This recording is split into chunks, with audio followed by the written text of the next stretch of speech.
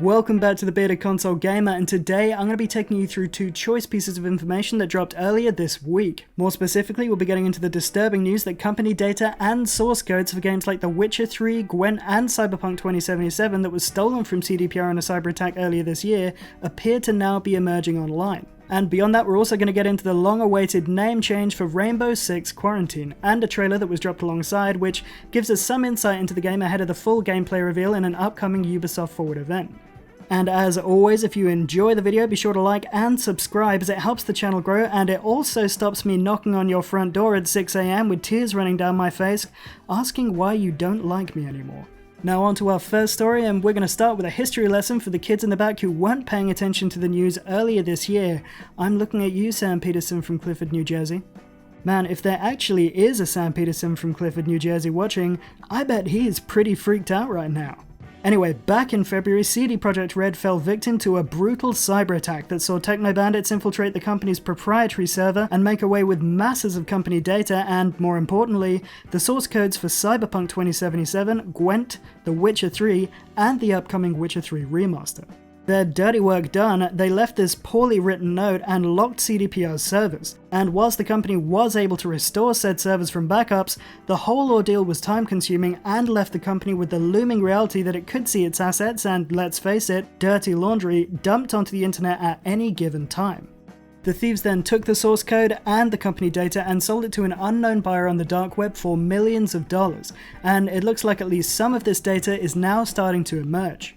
According to numerous reports, videos have been circulating that show early developer builds of the game, including one that showed the game being recorded from a third-person viewpoint over the shoulder. There are also numerous bug montages that were seemingly created by developers for in-house distribution during the early stages of development. And there's also this Reset Era thread which purports to show a message being shared around 4chan detailing a so-called charity auction, in which users who donate to the group will be given access to the source codes and assets for the stolen games.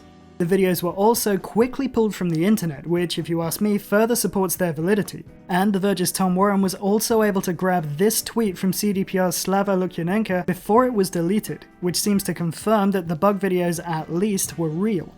These little info drops are likely the beginning of a season of leaks for CDPR, which could stretch on for months or even years.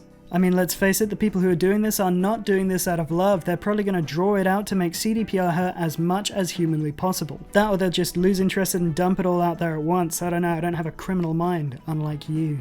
Regardless, the timing for this leak is rough, coming as it does as CDPR struggles to fix Cyberpunk 2077 and get the next-gen, now current-gen versions of the game ready against the backdrop of a reputation in tatters and tumbling profits. If all goes well, CDPR's redemption arc could begin later this year when the next-gen version of Cyberpunk drops for the Series X and the PS5. And then that momentum should be continued by the remaster of The Witcher 3, which will be dropping sometime next year. And if I was those hackers, or more accurately the people to whom the hackers sold the data to, I'd be holding onto that data for those exact moments to inflict the most damage.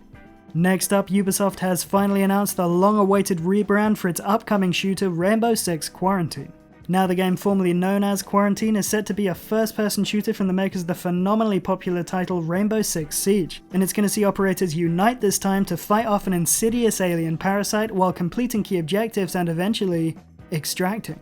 Now obviously in the present day climate, any game with a title involving the word quarantine just isn't going to fly. As a rule of thumb, it's a good idea not to name your game after something that people find unpleasant to the extreme. It's like calling a game Rainbow Six Rectal Exam, or Rainbow Six Student Loan Repayments. Well, thankfully earlier this week, lead producer for the next Rainbow Six title, Antoine Vimal de Montiel, took to the internet and revealed that the upcoming shooter had been officially renamed Rainbow Six Extraction. The creative director for Extraction, Patrick Mete, then went on to emphasize that the game evolved from the core mechanics of Rainbow Six Siege, and that players would have to work together to combat their ever-evolving enemy while trying to make sure that no member of the squad is left behind. Alongside the naming rebrand, Ubisoft released a short teaser trailer which showed an organic growth spread aggressively through a high-tech laboratory, and it seemed for all the world to be snaking towards that weird asteroid fragment which is suspended somewhere in the lab. The teaser also had plenty of little nods to Siege, such as the bobblehead on the shelf and the sticker on the laptop. And if you freeze frame the computer screen at the beginning, you can read an email sent from one Adama Kofi to a Bill Brooks, in which Adama makes reference to an organization referred to as React who were trying to gain access to their research, which I'm guessing is focused on the asteroid and whatever is consuming the lab, and he also mentions an abandoned old lab in Alaska and a number of other research sites. So you can consider my interest piqued, and thankfully we're not going to have to wait long to find out more, as the full gameplay reveal is set to take place during the next Ubisoft Forward, which will be streaming on June the 12th at 12 PM PDT. And on that note, I'm going to end it for today. Let me know what you thought in the comments. What is going on in that lab, and what do you think of the Extraction rename? As always, if you liked the video, please be sure to like and subscribe, and hit that notification bell to keep it here for the biggest news from around the video gaming world.